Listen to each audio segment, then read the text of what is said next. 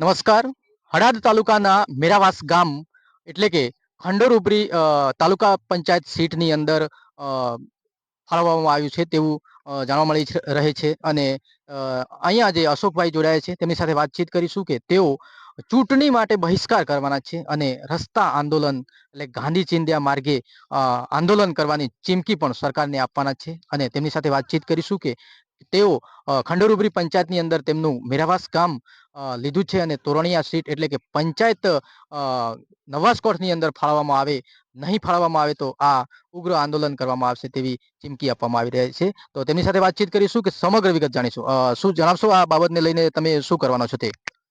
સમગ્ર મીરોવાસના ગ્રામજનોને જણાવવાનું છે કે અમારે તોરણિયા પહેલા સીટમાં મીરોવાસ હતું જી એ પ્રમાણે પાછું થાય અને તોરણિયા સીટમાંથી મીરોવાસ ગામ ખંડુરૂબનીમાં સમાવેશ કરેલ છે તે અમે તેમનો સખત વિરોધ કરીએ છીએ. જી અને ન થાય તો સુધી અમે ચૂંટણીનો બહિષ્કાર કરવા માગીએ છીએ. જી અને રસ્તા રોકડનું હડાદમાં આંદોલન કરીશું એવી અમારી માગણી છે.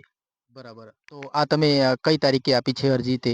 27/2/2026 ના રોજ અમે પ્રાંત અધિકારી કચેરીમાં આપી છે. બરાબર. તો શું લાગે છે તમે આ સરકાર નિર્ણય લેશે કે શું?